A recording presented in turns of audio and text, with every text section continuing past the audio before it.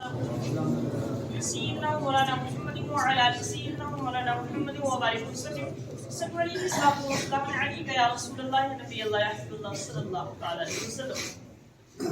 أعوذ بالله من الشيطان الرجيم بسم الله الرحمن الرحيم. اللہ کے نام سے شروع نہایت مہربان اور رحمت والا ہے.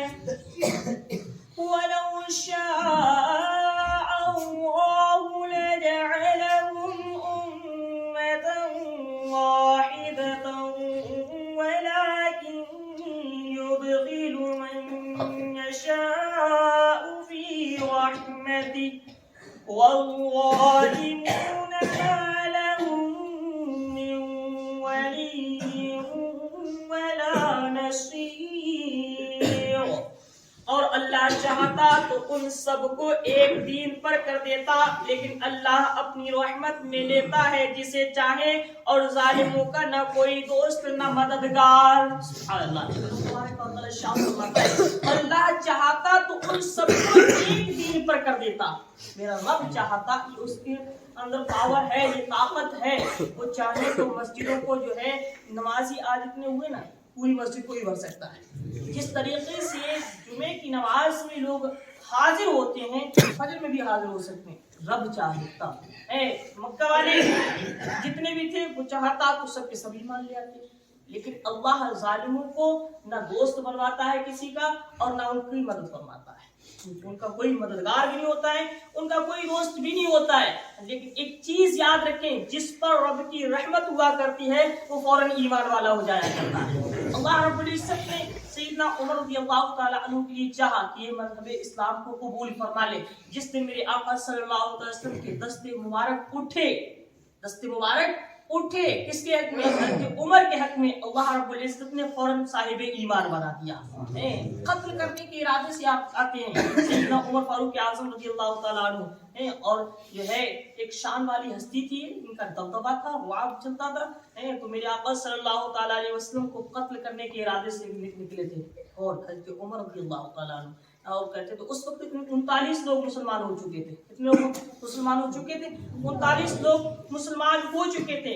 اس کے بعد 40ویں کا نمبر عمر تھا. سبحان اللہ. 39 لوگ. آج بہت سے لوگ کہتے ہیں 40 بار نہیں ہونے دیں گے. حضرت عمر سے پوچھو 40 میں وہ خود تھے، وہ کہتے تھے نا کہ 40 بار نہیں ہونے دیں گے. 39 ہو گئے، بہت ہو گئے، اب بہت لوگ ایمان لا چکے ہیں. حضرت عمر فاروق اعظم رضی اللہ تعالیٰ عنہ قتل کے ارادے سے میرے نبی صلی اللہ علیہ وسلم کے گھر کی طرف روانہ ہوتے ہیں. راستے میں چلے جا رہے ہیں، بڑا رعب کے ساتھ جاتے ہیں، تیزی کے ساتھ جاتے ہیں، تیور بدلے ہوئے نظر آتے ہیں. راستے میں کوئی صاحب ملتے ہیں، کوئی کہاں جا رہے ہو عمر؟ فرمایا کہ آج جا رہے ہیں دین اسلام کے جو بانی ہے ان کا قتل کر دیں گے. تب پہلے ان کی بات کو خبر لو، پہلے اپنے گھر کی خبر لو. تمہاری بہن اور بہنوئی بھی ایمان لا چکے ہیں. سبحان اللہ. تو ادھر جانا جو تھا تبدیل کر دیا، کینسل کر دیا، اور راستہ تبدیل کر کے کدھر گئے؟ اپنی بہن اور بہنوئی گھر پہ. گھر پر پہنچے، دروازے پر دستک دی، اندر سے سبحان اللہ قرآن مقدس کی تلاوت کی آواز آئی. یہ قرآن لوگوں کی زندگی بدلنے کے لیے آیا ہے. ہم لوگ یہاں پر بیٹھے اگر اس پر عمل کرنے نا، انشاءاللہ ہماری دنیا بھی اچھی ہو جائے گی، آخرت بھی اچھی ہو جائے گی. دیکھا قرآن کی آواز، تلاوت کی آواز آ رہی ہے گھر کے اندر سے. قرآن کی تلاوت کی آواز سن کر اور غصہ ہوئے، اندر گھر میں پہنچے. جب گھر میں پہنچے تو جو ہے اپنی بہن اور بہنوئی کو مارنا شروع کر دیا. اللہ اتنا مارا کہ جسم سے خون بھی نکلنا شروع ہو گیا. پوچھا کہ اے عمر بن خطاب، جو ہے اگر تم جو ہو عمر بن خطاب کہلاتے ہو، خطاب کی بیٹے ہو، تو سنو میں بھی خطاب کی بیٹی ہوں. سبحان اللہ. تم اپنی ضد نہیں چھوڑ سکتے ہیں. تم یہ کہہ رہے ہو کہ ہم ایمان کو چھوڑ دیں، تم ایمان قبول نہیں کر سکتے. ہم بھی خطاب کی بیٹی ہیں، ایمان کو چھوڑ نہیں سکتے. عمر فاروق اعظم رضی اللہ تعالیٰ عنہ جب یہ تیور دیکھے تو فرمایا کہ ذرا یہ تو بتاؤ قرآن ہے کیا جس کو تم پڑھ رہی ہو؟ سبحان اللہ. میری جو ہے حضرت عمر فاروق اعظم رضی اللہ تعالیٰ عنہ کی بہن جب قرآن کو سنتی ہیں دل مچل جاتا ہے. سبحان اللہ. دل کی دنیا تبدیل ہو جاتی ہے، دل کی دنیا بدل جاتی ہے. قرآن ایک ایسی چیز ہے اگر انسان دل سے سن لینا تو دل کی دنیا جو ہے تبدیل ہو جاتی ہے. دل میں اجالے ہو جاتے ہیں، اندھیرا ہو تو روشنی ہو جایا کرتی ہے. آپ اس قرآن کو ہم صرف قرآن سمجھ رہے ہیں. میں تو یہ کہتا ہوں قرآن کو صرف قرآن نہ سمجھو، اندھیرے میں رکھا ہوا ایک چراغ سمجھو.